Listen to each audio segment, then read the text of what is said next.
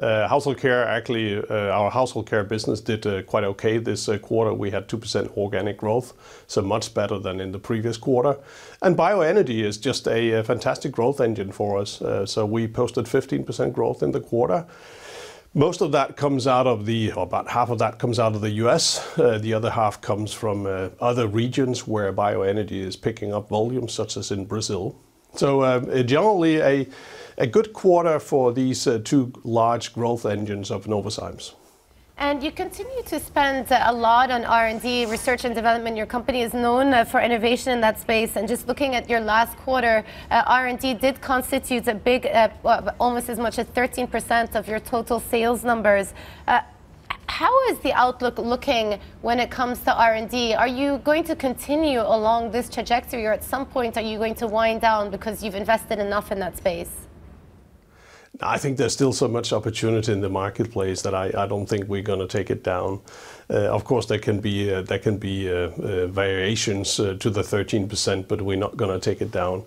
We have just launched a massive fleet of new, really impactful products, and I think we have very good opportunities we're working on in our pipeline.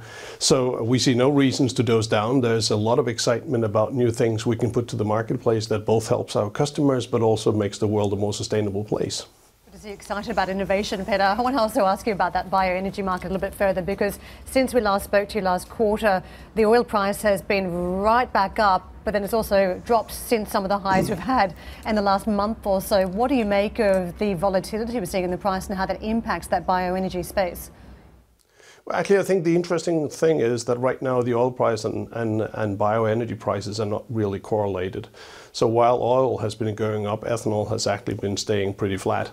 I think there's a volume pickup to be had in the US. We're very excited about the administration's will to put E15 to market year-round. I think that will create demand for more volume in the US. So there's a lot of things happening in the marketplace that gives us belief in continued growth. But of course, the longer term, a high oil price is good news for the ethanol industry. But short term, it's not really correlated. Point on the breakdown correlations, Peder. I want to also ask you about trade implications. A couple of minutes into our conversation with you, you've not mentioned what the impact could be on the agriculture, on the ag space from all the trade wars playing out. China, the US still not solved their trade spat. What are the direct ramifications you're seeing now, and what are your fears? I think we have booked in most of the negatives. I think what we're going to see is that there'll be more volume of particular soybeans in Latin America.